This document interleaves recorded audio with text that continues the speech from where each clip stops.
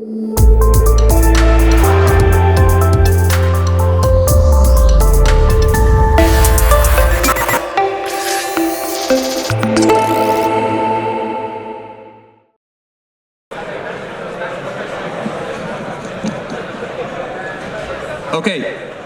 we can probably start, so please sit down. You can also come forward if you want to.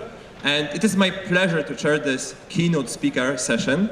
And we will be having a distinct guest from the NASA that will tell us a lot about how machine learning can be used in space. So our guest, Valizadegan,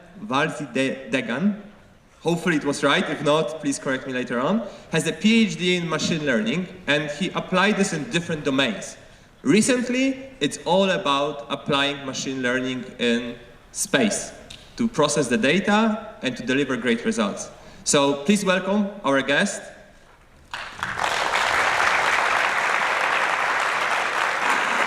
Thank you.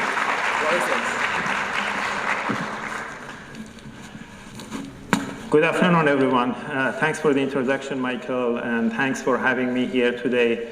So what I'm going to talk to you about today is using machine learning for planet discovery. So this is the result of the last few years of our efforts in using machine learning for astronomy. So there is a lot of domain knowledge involved in this work, and because of that, what I'm going to do in the next few slides give you a little bit of background of how we are detecting planets and what type of data we are dealing with. So a lot of people, when they hear that NASA discovered a new exoplanets or some university discovered a new exoplanet, the way they think about this is that we have a planet and we can look at their surface. Actually, as a matter of fact, I received this email from a human research person at NASA once that he wanted to know if there was alien seen in one of the exoplanets that we discovered. In reality, we don't have that high resolution data. What we have, you might think that that's obvious because of the distances in the cosmic Milky Way, and we might not have that high resolution data, and you might think that, okay, what we have is low resolution data, something like this. But in reality, that's not the case. What we have, all we have from a star is something like this. We have 32 pixels in average from a star.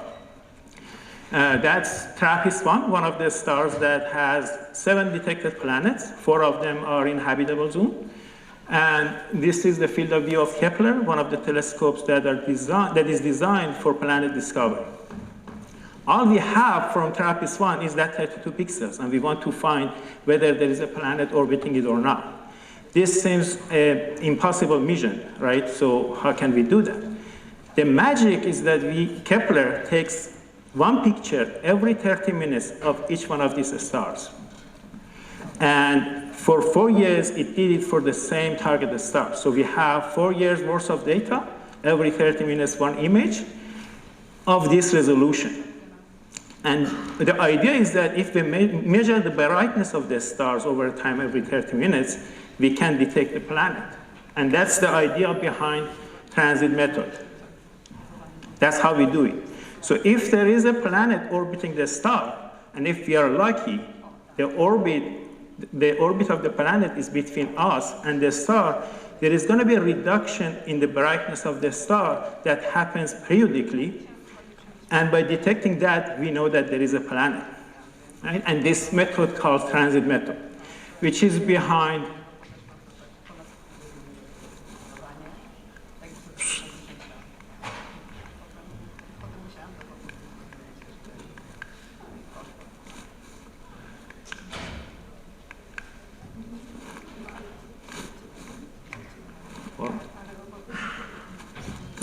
slow, I guess. Okay. I think this is not the most recent slides I sent, but that's fine. So this is a little bit outdated slides. So generally, I'm showing this slide because oftentimes we have more planets than one for each star. So here what I'm showing is that this specific star has 3 planets. And so each planet has its own signature. The color code that you see here is basically different planets having different kind of signature. So the complexity here is that we need to know how many planets exist for that, and we don't know how many. We should detect this transit and then find the planets. So there are two NASA telescopes that are built based on this idea of transit method. One of them is called Kepler. Kepler was looking at the same target stars for 4 years, 200K stars. It is responsible for most of the planet discovered to this date. And there is TESS, which is still working, still collecting data. The idea was that it moves and look at a portion of a sky like every 27 days. So it collects the brightness of the stars every 27 days for a set of target stars. Some of these sectors that it just moves around, they have overlap. So for some of the stars, we have more data than 27 days. It is expected that there are 50,000 new planets hidden in the data of TESS. So far, we only discovered 430. And the reason is that because we are looking at each star for a shorter period of time, we have more noisy data, and it's more difficult to work with that data and find new planets. So both of these telescopes have a processing pipeline that processes the data and generates some products.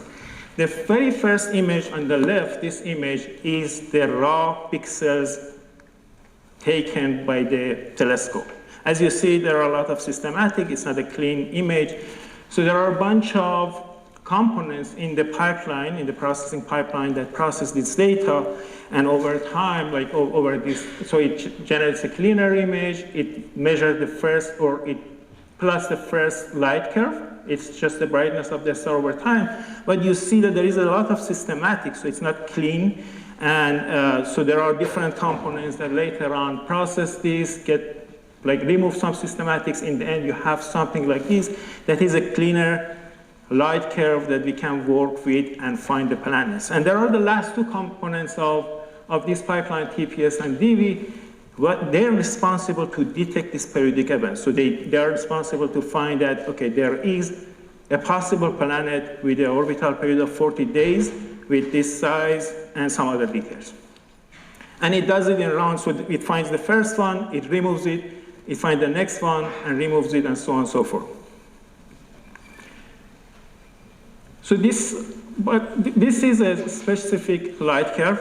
It's a real light curve that we see in the data. This is one of the planets that we discovered in 2022 using machine learning. What you see, it is just the real data brightness. This planet had 40 days orbital period. That means that a year on this planet is 40 days. And as you see, this is a very difficult light curve, right? You don't see those clean signals. But these arrows, the blue arrows, that shows the basically reduction in the brightness that we are looking for. So the data is this difficult to work with. It's not as clean as I show with those imaginary data set, imaginary light curve. The magic here is that, so because we have, for Kepler, for example, we have 4 years measurement of this brightness, and like for a planet that has 40 days orbital period, we can fold this data over the cycles, over the orbital period, over the years, and get a cleaner signals like this. Right? Again, this is an imaginary, the reality is not like this. The reality is so that real data that I show you, if we fold it, we see a cleaner signal that shows the reduction in brightness of the a star, and we can say that there might be a planet there. Why I'm saying there might be a planet? Because there are sources of false positives. So these transits that are detected, they could be due to eclipsing binary stars, two stars that orbit each other, depending on their size or distance. They could have different signature that you see here, right? And note that you see the transits, every other one, the depth is different here because the sizes of these, each one of these stars has their own light, And because when they are next to each other, you have a greater measure of brightness. And as a result, depending on their configuration, you can have a deeper or shallower transit. Another source of false positive, we call it background object. The idea is that, again, because we have only 32 pixels, that's the resolution of the image we have, if there is another target, another star in that aperture, what we are going to measure the overall brightness of that image. But if there is a transit orbiting that stars, which is in the background, not the real stars that we are interested in, we detect that transit for this star, which is not real. So the real transit was not on that star. Another source of false positive is due to stars being an active entity. Like our sun, there is activity going on around the stars, and sometimes by chance, what we detect as a transit is just random noise. Basically, by accident, we saw a pattern that happens periodically, but they are not real. And sometimes because of systematics, we find that, systematics in the telescopes, we find these periodic events that reduce the brightness of the stars, but they are not real. So these are sources of false positive. And because we have these sources of false positive, then we have a classification problem. We are interested in using machine learning to classify this detected transit by the pipeline into two classes, false positive and planet, right? And if we do that, there is a chance that the model is very confident about this classification, so we directly could detect or find planets.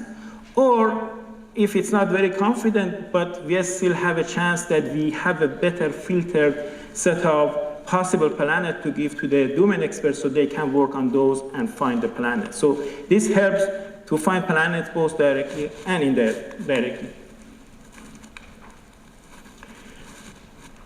So, everyone might say, okay, we have a time series data, so deep learnings are good, convolutional neural networks especially are good for processing time series data, so you can just feed this light curve into a convolutional neural network and ask the question whether this is a planet or not. So this was a paper published in 2018, and the authors basically feed two views of this data, one local view more focused on the transit, the other one like the whole light curve into the model and train it using the currently annotated data and get the precision 86%, recall 88%.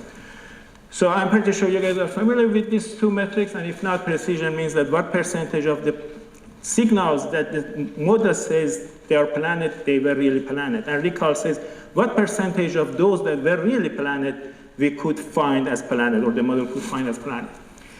So the problem here was that the precision and recall was low. At the same time that they were publishing this paper, we had started working on deep learning, and we were not happy and satisfied with the performance. We continued working and saw this paper also. So the focus of our team was how to improve this performance after we saw this paper.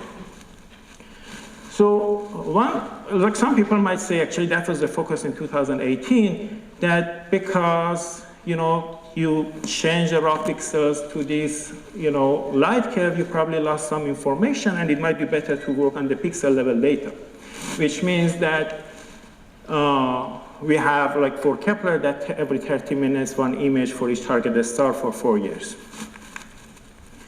So the question is whether that is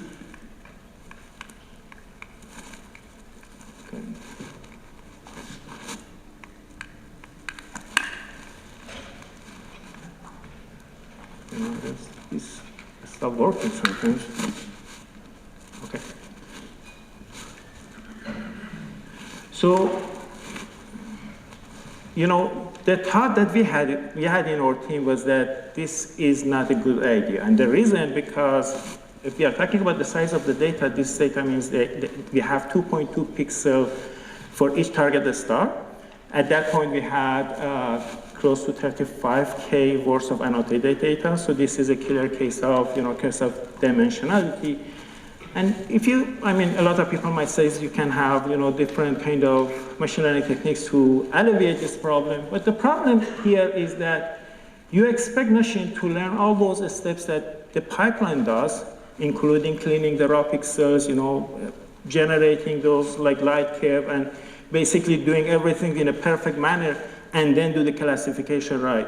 So this seems to be a very difficult question for machine to answer. So what we did,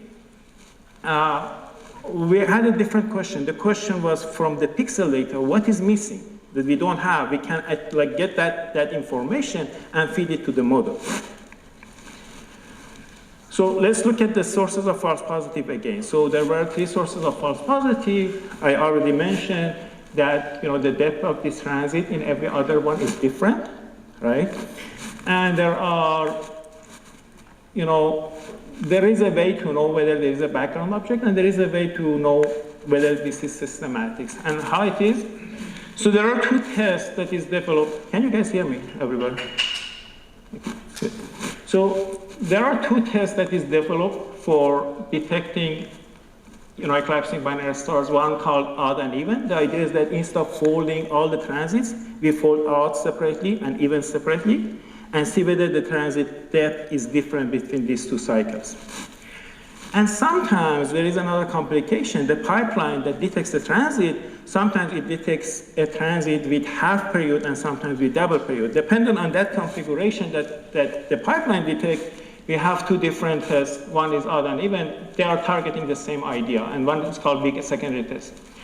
For the background object, what happens if you have a background object and the transit is around the background object? The center of light is going to shift, and it's not going to be in the same location of the target stars that we know where it is located. And because there is a shift, we can understand whether this transit that is detected is due to background object or not. And for systematics and star variability, the idea is that if we look at individual transits, they are not consistent. The shape is wrong, or they are not the same size. There is something going on if you look at them. It's very complex. We have many different types of scenario that you can explain, but the whole idea is that there is lack of consistency between these cycles that we are detecting transits. And surprisingly, we did not know in the beginning, and when you talk to domain expert, that's the key message that I wanted to convey. When we talk to domain experts, they do not know what we are looking for as a machine learning experts. It turned out that they have a DV report, 2 versions of it, DV summary report and DV report, and these reports are the ones that are used by the domain expert in order to classify these transit signals. And so there are different types of diagnostic tests. So I mentioned odd and even, I mentioned weak secondary. There are 2 different views of the transits. There is this centroid test. There are a bunch of diagnostic tests that are designed for different types of false positive, and there is the parameters related to how hot is, for example, that the planet that was detected. If it is super hot, it cannot be planet, it's probably a star. So there are many different tests that is listed here. And there is a longer version of this report that's multi-pages. And again, it extensively discusses these different types of diagnostic tests. Now that we have this, so the problem is very simple. We want to make a machine learning model that can receive these different components as input and does the classification, exactly like what human or domain expert does, right? So the problem becomes very simple. I mean, so far we wanted to look at the pixel data, we wanted to look at the light curve only, but we did not know at that point that there are a bunch of diagnostics, and they were not, it's very obvious for them that you need to look at this, that they don't tell you that you need to look at this as a machine learning expert who wants to make this automated. So I wanted to mention another thing here. Right, so again, so this is actually the unfolded flux data. This shows, again, this blue arrow shows where the transits that are detected. And then they look at all these, they see whether there is clear systematic that is present in the data to make sure that the data that this transit is coming from is very clean and there is no problem. And they have some, modeling of the data, so they look at all these different components. And there is a different version of this test for the background object called motion time series. And that's actually a time series, is not an image that they work on. So up to the point that we wanted to do this, there were multiple different existing classifiers for the same task. The first one, AutoWeather, was a random forest. So as a random forest, it did not accept time series or images. But each one of these time series or images that was shown in the DV summary report is associated with some statistics that can be used to classify, but used by the expert as a measure of how bad that diagnostic test is. And so basically what AutoWeather was doing was just getting these scalar values, 200 plus scalar values, and developing random forest, and it was not very accurate. Then there was this RoboWeather. This is pretty much domain experts sit together, developed an expert system, a bunch of if-then rules. It's a rule-based system that they design. They thought about the process they are doing it and try to implement it in terms of a bunch of rules. And that was actually the model that was used for a while for this purpose. The next model was Vespa. This model, actually it is before RoboWeather. This is a generative model. It's a Bayesian model that just look at the shape of the signal, how the shape of the signal is in terms of how deep it is, how wide it is, and like what is the slope. And in terms of just 3 parameters, with some prior, it computes the likelihood based on the data. And this is actually, this used to be the god, the classifier god for the domain experts. So you could not fight this classifier at the time. This was like the best classifier ever existed. You cannot beat it. You should compare the result. Anyone should compare the result with this one. For us, it's pretty obvious like how many problems a Bayesian classifier has. You know, you should make a lot of assumption about the data. You should make a lot of simplification. Sometimes you need to make assumption that the variables are independent. And so those problems are usually cannot be satisfied. And this classifier actually was developed in 2020. These are RFC and GPC. This is the only 2 other classifier that was used to find planets. So they developed this classifier and validated 50 new exoplanets. And there are 2 classifiers, like deep learning classifier. One is called Astronaut, I mentioned earlier. So this was the first deep learning classifier developed for this problem. This was only using the flux data, the light curve data. ExoNet that was using also the motion time series as a measure or as a diagnostic test for background objects. And it was also using some stellar parameters that is helpful to understand what kind of a star we are dealing with, if it's big, small, and those can help to do better classification. And this is ExoMiner. This is the classifier we developed. The idea was very simple. Now that I mentioned all those slides with the domain knowledge, explaining this classifier is very simple. All it does is just gets different type of the data that exists in the DV summary report. And that's pretty much it. You have a convolutional neural network that can do this classification. The challenge, however, is that these data are not available. So you need to process the unfolded flux data to obtain all these data, and then you need to make the right pre-processing in order for machine to handle it easily and work with it. And this is the architecture. So the architecture is also very simple. We have parallel branches. Each branch is for different types of the data. And in the end, we summarize the feature extracted by the convolutional branch and merge it and feed it to fully connected block to process and do the classification. And because of the nature of, because we learn from how domain experts do this, domain experts can easily communicate with this model. So it's easily to sell to them, even though it's still black box, but at least it has some explainability in terms of there are different branches extracting features for different types of diagnostic tests, and we are merging and doing the classification.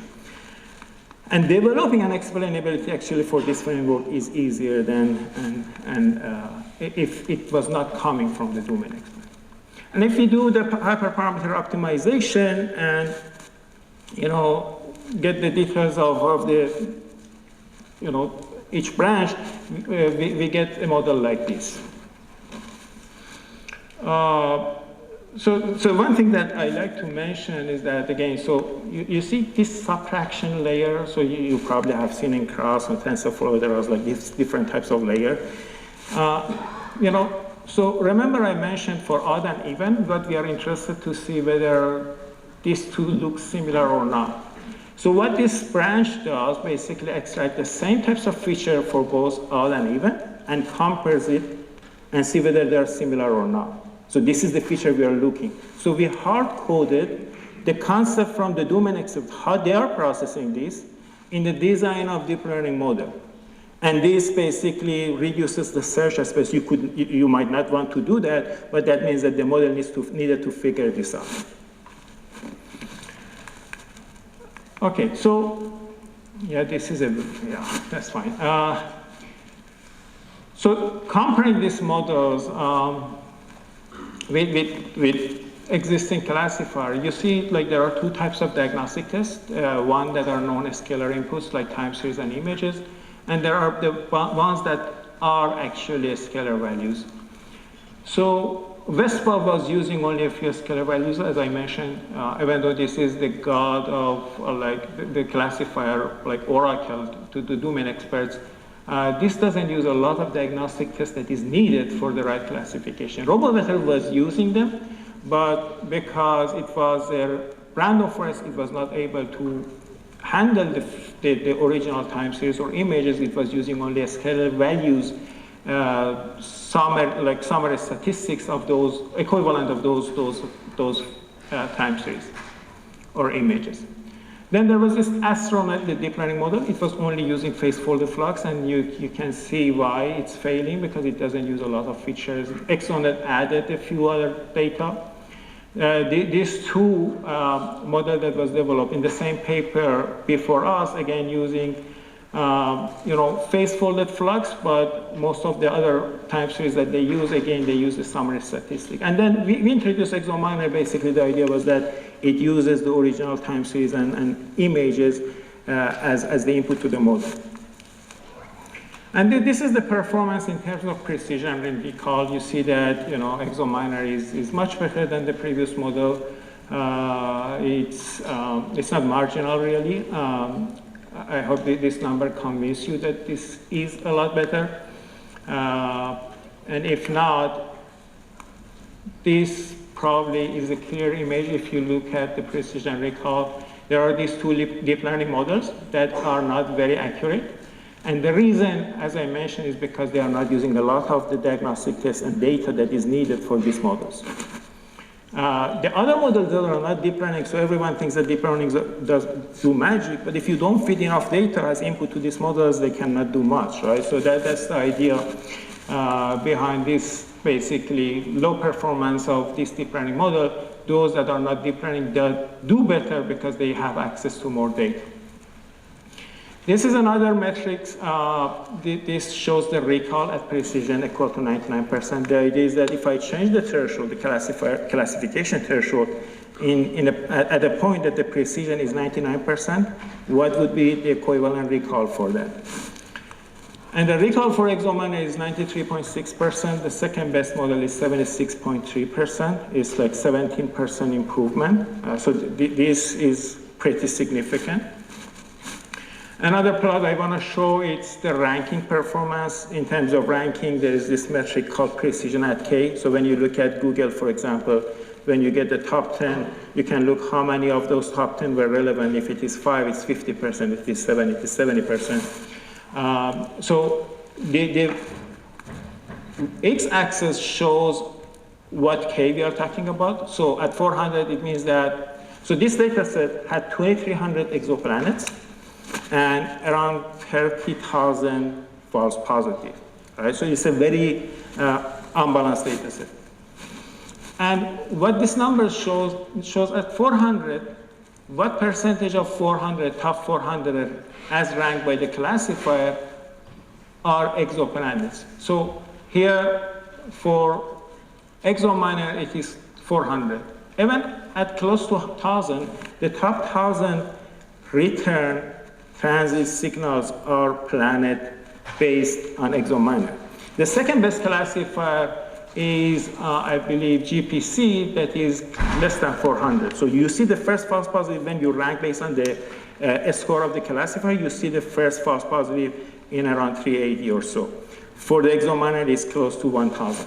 So this shows that, and this is advantageous because we are designing this classifier for the experts to look at the result and focus on the most probable exoplanets, so they can focus, do the follow-up study, and make sure they find new exoplanets. So if they are looking at the top of the list, and most of them are exoplanets, so they are more encouraged and to use this system because it's easy for them to find planets. It's not going to be a disappointment.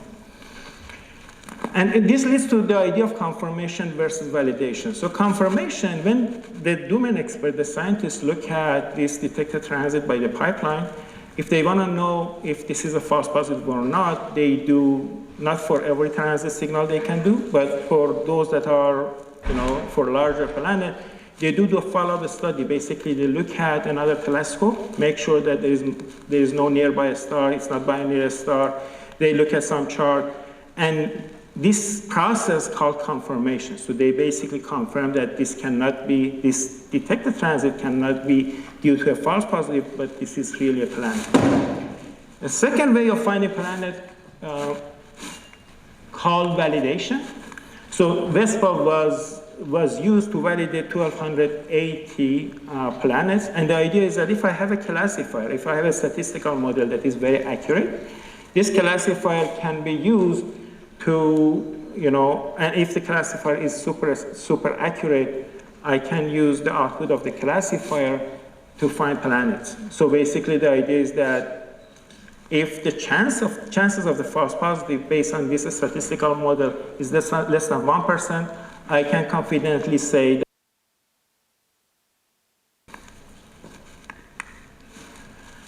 So, and that was the idea that we used for ExoMiner. So we use ExoMiner to find new planets. And this seems easy, but this has not been easy at all because you need to convince domain experts who do not believe in machine learning. They are more statistician people that believes in mathematics, and then you show them a machine learning model that you want to use to find planets. There is a lot of resistance. But the idea was simple, right? So I have a model classifier that I'm showing is super accurate, is more accurate than any classifier that existed. Why shouldn't I use it to find planets? So basically this detected transits, some of them are false positive, some of them are planet. If the classifier, my classifier is super confident that some of these are planet, then I should be able to say these are planet, right? And I already see using the test state cross validation that this model doesn't make mistakes. Oftentimes or enough for you to reject its performance. However, there were certain concerns, both from the domain expert who work in our team and the reviewer and the community. And I'm going to answer one at a time. So the first concern was that, so to this, mathematical mind, 35K of examples that we had from Kepler is not enough. So they think like you need 1 million instances in order to learn enough. When we ask them, do you know any source of false positive that is missing from the data? They cannot give you that source, but they are suspicious that there could be something we don't know about. So we designed this experiment. So what we did, so from the 35K, we used the 100%, so we split it to training and validation and test. For the training, we used the 100% of the training and reduced it up to 1%. And the idea was to see how the precision recall changes when we lower the size of the training set. What you see in the top image is that the precision doesn't really change much, even at 5% of the training size. That means that if I use 5,000 of 30K, I still have the same precision, which is very important for me not to make a mistake. Recall, decreases, but again, not a lot. But more important than that, what happens is that the average scores of false positives, so there are three classes here, so forget about these three classes. You can just think about PC as planet, AFP and NTP as false positive. All we were showing here is that once you reduce the size of the training set, what happens is that you are lowering the confidence of the model for the exoplanet category and increasing the score of the false positive.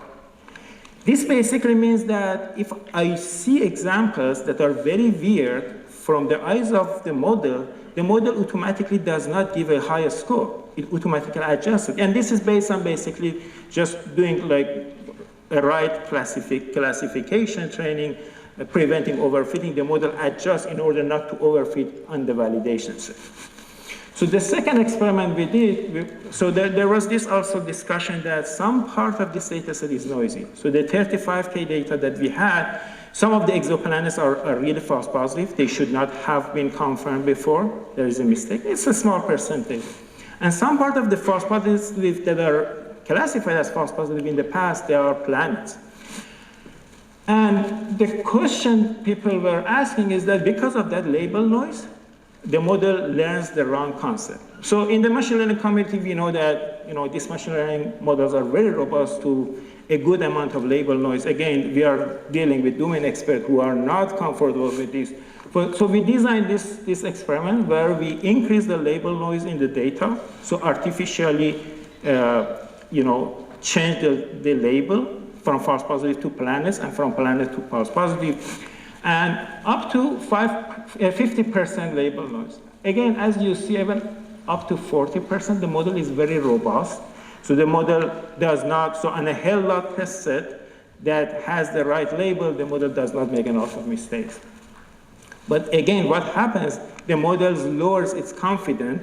If you have more label noise, it means that the model now cannot say but confident that I know this is a planet. Again, this is a good property for planet validation. So how long we have? 10 minutes. Okay, so I'm going to skip this one. Another concern was the calibration. So because we want to use the score of the model to, as a 90%, we need a probability because that's what they trust. The deep learning does not give you a probability score, so you need to calibrate the model. So this is a standard, but we were kind of fortunate that the model out of the box was calibrated already. So we did not need to take any action. So after all this, what we did basically use the ExoMiner scores bigger than 99%, and this value that you see is a measure of signal to noise. So we rejected to validate any planets, any signals that has low signal to noise ratio, so to increase the confidence of the model. And this led to 301 new exoplanets discovered in 2022. Actually, the paper was accepted in 2021, was published in 2022. And at that point, it was 6.5% increase in the number of exoplanets that we identified. Another idea, I'm going to very quickly go over this. The idea is that, so from the domain, we know if there is a star that has already planet, the chance that we detect more planets around that the stars increases. This is a small piece of information that helps us to develop more accurate machine learning models. So the idea is that if this information, how many planets, how many false positives around a star existed already, can guide us to find better, more accurate classifier, what I can do, I can develop a machine learning model that receives multiple different inputs, basically these columns, how many transits are detected for these stars, how many of them are false positive, how many of them are planet. For a new unknown detected transit, I can ask the model, the classifier, to learn, to improve its score. So I'm building a second classifier, built on top of the original classifier, but now receives this information about the star and increase its confidence. And this is the result. So if I do that for different classifier, you see that this is the original score. If I use those multiplicity boosts, basically the information about what already detected and known about the star, for each one of these classifiers, I can improve their performance. And the model becomes basically more confident. This is specifically for our classic, for ExoMiner. What you see on the x-axis is the original score. On the y-axis, what you see is the score after using the information related to a star, how many planets already existed. It's a simple logistic regression that learns this. For example, in this one says that for the stars that has already 2 planets detected, there is no false positive, no other detected unknown signals except the one that we are working on. If the ExoMiner, original ExoMiner score is 60%, you can boost it to 100%. Basically, even at 60%, you can for sure say that the new detected signal is a planet. This is a very simple idea, a very simple model, logistic regression, that led to actually discovery of 69 new exoplanets in 2023. So we built on top of the previous work. And so far all this work that I mentioned was on the Kepler and TESS. It's more challenging because we don't have much annotation. The data, the distribution of data is different from Kepler. So we are using the transfer learning to basically use the Kepler data in order to classify the TESS data better. But there are a lot of other problems. The signal to noise is lower for TESS. The type of stars we are dealing with is different. And overall, it is more difficult task. So since that paper, the original ExoMiner, we added new branches that is designed to process the more difficult part of the DV reports that did not exist in the original work. We also, again, learned from the domain knowledge that these 3 branches that existed in the original ExoMiner, these 3 branches are responsible to work on a transit and extract the same type of feature. What it means that I can merge the feature extractor part of those 3 branches, so the convolutional branch is going to be similar for those times series input, and then do feature handling specific for each one of those diagnostic tests. So this reduces the search space again, so we have less number of parameters, and it leads to better performance. So this work actually is the result of a lot of people, still 5 minutes, okay. Well, I'm done. I rushed into it. So a lot of people, in the early on, I've been working for NASA for close to 11 years. I started working on this problem early on without any fund. That meant that I was only using my spare time to understand the problem, to develop some machine learning models. But over time, 5 years ago, I started recruiting some interns that we did not need funding. Like I, as a mentor, did not need funding through different programs of NASA. Now we have more funding and we are focusing more on this data. But as you see, there are a lot of interns international and domestic, American students who were involved. So one way for us to lower the cost, I've been recruiting a lot of high school students. I'm in Silicon Valley, so there are a lot of smart high school students you might not believe it, they code in, Python, develop deep learning models for you, so they do a lot of work for us. And the reason we recruit for them, because we cannot compete with the private sector. So we cannot pay at NASA as much as the private sector.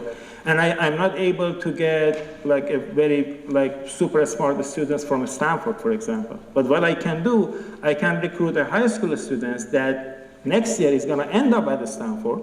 But this guy is pretty good, so I lower my cost and make use of that.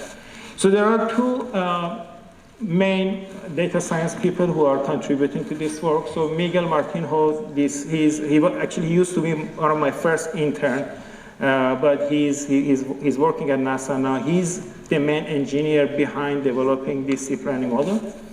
And we have 5 people. So John Jenkins is the PI for the Kepler pipeline processing. He's a signal processing guy.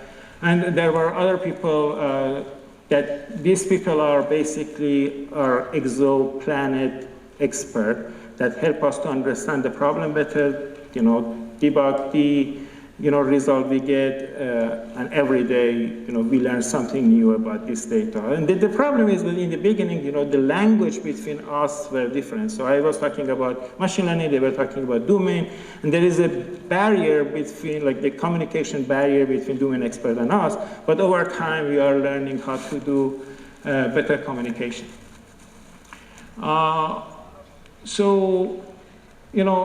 So I'm hoping that I convince you guys that the domain knowledge is very important in developing more effective machine learning models for science discovery. I'm sorry, this slide is not the last slide that I sent, so this is the early version, so it's not, the order changed, there are some of the slides has changed quite a bit. I'm hoping that I convince you that using machine learning for science is fun. Every day you learn something new. It's not like machine learning for working for tech. So at least for me, it is more fun. With that, I'm ready to answer any questions you might have. Okay, so.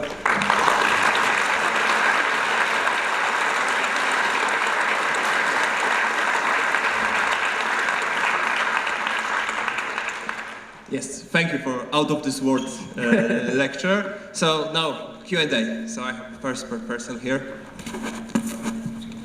Thank you for the interesting talk. As a layperson in astronomy, I have a domain question. You have kind of touched upon this problem of label noise in the data. I would like to go deeper into this topic. So we are in a supervised learning setting where we have some annotated ground truth data, correct? And how certain can we be that this ground truth data is actually true, so that it is exoplanet? So what is the certainty of domain expert, of astronomers, that what they annotate as exoplanet is actually exoplanet? As you cannot jump and travel there and see, okay, that's exoplanet.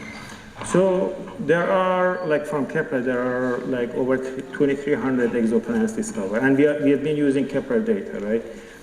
So there is this belief, so I mentioned that there are two ways to find planets, confirmation versus validation. Confirmation is confirmed, there is no doubt, 100% accurate. Validation, if the model was not accurate, it can lead to misclassification.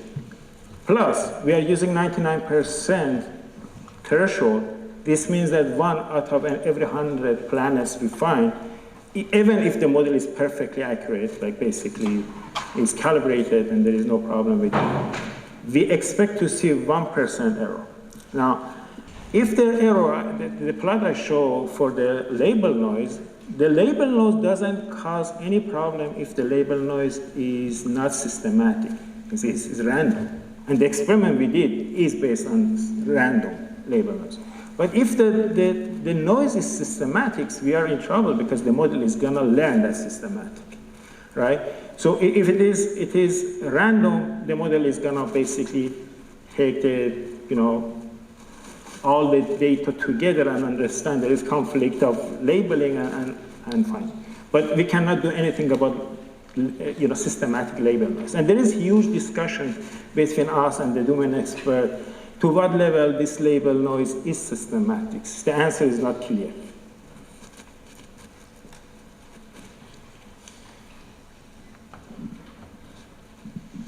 Okay, so first of all, thank you for this amazing talk. I wanted to ask a question about the design process of ExoMiner. You mentioned that you were basing on the expert knowledge when you designed the whole ExoMiner. And I wanted to ask if you performed multiple iterations of something like expert in the loop, or ExoMiner ++ is like the second iteration with like the expert feedback on the first iteration of the architecture. Right, so we have a weekly meeting with the experts. So every week we meet with them and go over the results. We have multiple works, one of the work that we are doing with them. But no, it's been multiple iteration in every version that you see. So we learn over time that there is some problem in pre-processing, for example. We should not have pre-processed the way we did for that specific data. We lost some aspects of it. So there was a lot of iteration on over time. And so one thing that we did in the beginning was to look at the misclassified cases and run it through domain experts, say like, because we could not read these DB reports. Now we can. At the time we cannot, we could not. You could not know why this domain expert says this is a planet and this is not planet. So when we were talking to them, we were learning over time that's why I'm focused, like I'm emphasizing the domain knowledge. We were learning which part of this domain is important. So one good example of this is, so I can just mention it. So I mentioned this weak secondary, meaning that so if two stars have both light, when they orbit each other, the shape of the transit is different. But there is an exception. So if there is a big planet orbiting a star, this big planet also can look like two stars orbiting. The reason, because when the planet is orbiting it, the reflection light from the main stars, comes back to us, and we think this is a star. So there are some scalar values, albedo and effective temperature, that by those you can say whether this was due to planet or so. And we did not know in the beginning. So over time we could say, so you were saying this could be, false positive just because there is a weak secondary signature. But they said, no, if there is that condition, then so we needed those data too. So there were a lot of iteration involved, yes. Yeah. Thank you very much also for great presentation, your knowledge. And I have a question a bit on side that topic. Maybe you could answer for that. Is that model, your approach, is possible to implement to some system who detect the trashes in the cosmos and the crashes between the cosmic trashes from the satellites? If you see that could be easy to implement, or rather we need other models? So it depends on the data that we have. So the idea is very simple. We have multiple different diagnostic tests, and there are parallel branches processing each diagnostic test. Now, if for any application, astronomy or not, if I have this same idea that there are multiple diagnostic tests, let's say for medical domain, for example, if a physician wants to know if somebody has a heart condition or not, they have, X-ray, they have, I don't know, the different diagnostic tests. So you can then use the same idea, meaning that now you have a parallel branch specifically designed to process this, and then, merge together. So one idea that is here, and I didn't talk about, is that, you see some scalar values inside those branches. Again, you can use the same idea. So oftentimes, when the physician look at the X-ray, there could be some numbers reported there that is specifically meaningful in the context of that X-ray. So then the meaning is, what we learn from here is that so you want to kind of reduce the search space. You could just put this everywhere else. The model had more difficult time to understand the relationship. This way we just simplify for the model. So you can generalize this idea to any new domain. So thank you for the talk. I have actually two questions. You mentioned that there are a few thousand labeled data. How many are stars, or how many exoplanets we expect? Is it 10 times more to discover, 100 times, 1,000 times more than the label so set? I said how. So how many exoplanets do we expect to detect?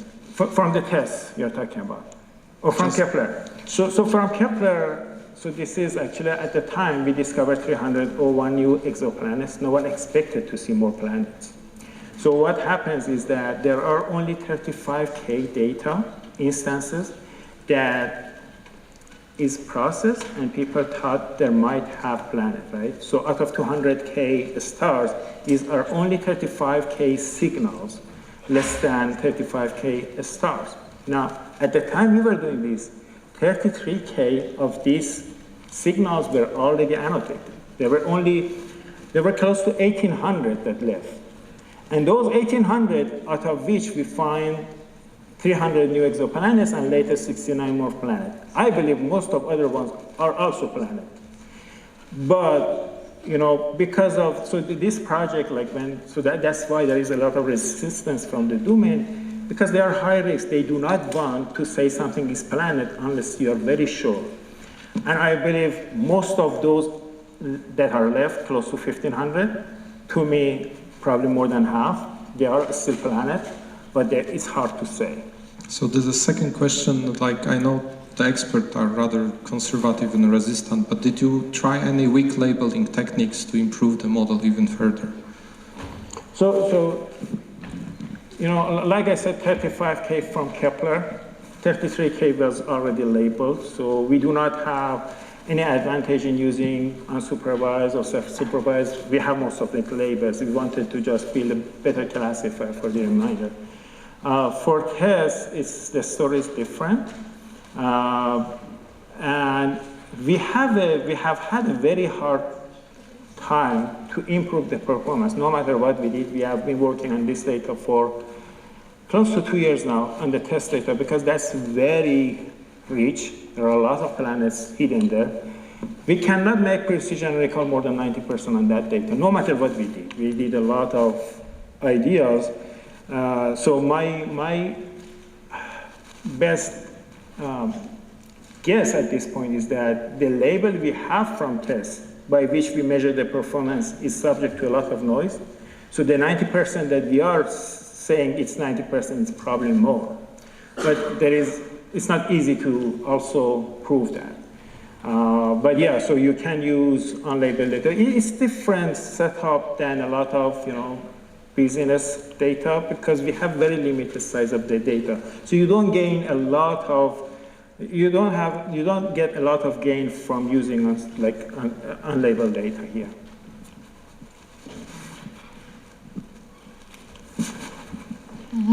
Okay, thank you very much for a great presentation. I have one question. Do you think similar architecture could be applied to support or even replace optical atomic clocks in searching for dark matter? I'm trying to figure out where that is. Oh, sorry, can you repeat that question again? Can you repeat the question again? So I was trying to... Yes. Do you think that similar architecture could support or even replace optical atomic clocks in searching for dark matter? So the same answer, for no matter what domain you're using, if you have the similar kind of set of diagnostic tests that are developed, you can use the same architecture. But I think that the most important part is to understand the data, and that comes with domain knowledge, right? So how to process the data in a way that makes sense, There are a lot of tools. It's not, so you do normalization in machine learning, Here, normalization itself needed a lot of work to make it right. So we did not want to lose some aspects of the data that is important. At the same time, we wanted to make sure that data is normalized to some degree that is suitable for convergence of the model. So those aspects are more important, but again, if you have a set of diagnostic tests, like the example I give about the hard test, you can do the same thing here. So I don't know that data specifically, but yes, if you have different diagnostic tests that needs to be, so the idea is simple, right? So you have different diagnostic tests developed for different sources of false positive. If you have that idea, then you can use parallel branches to reduce the search space. Okay, so I have a question about data.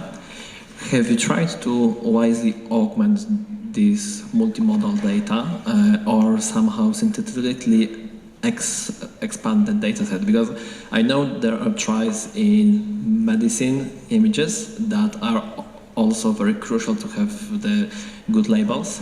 So here it comes to me that it might be very difficult to augment such many modalities to have them all be equal, so said. So maybe the synthetic expansion. Have you tried them? Well, for Kepler, the performance was so high, and we did augmentation in the beginning. It did not change much. So to me, this problem is simple enough that you don't need a lot of, if you do build the model right and pre-process the data right, the task is not very difficult. So we did not, so basically you do, you know, argumentation or using simulated data when you do not see like enough variety in the data, right? So we did not have this here. Okay, but on previous slides you said like for the test, right? So low amount of that was data. the second part I want to say. For test data, it is different, and actually the way they build this pre-processing pipeline is that they build simulated data first to fine-tune how this pipeline. But the simulated data, we actually wanted to use it even for Kepler. They are very sensitive to understand what they call reliability and completeness, which is pretty much precision and recall of the model in general context. But that data we wanted to use, there are a lot of problems to use it. So they said this is like exoplanet instance, and when we look at it, we saw that this specific diagnostic test for that example was not developed right in the pixel like level data. So because when they were doing it, they were not doing it right for machine learning. They were doing it for process or fine-tune part of this pre-processing pipeline. So we don't have that luxury. If we did, that would be a lot, very helpful, yeah. Okay, thank you. Sure. Unfortunately, I have to cut the Q&A session. Our speaker will be available during the coffee break, that I welcome everyone. But before that, please thank once again our keynote speaker. Thank you.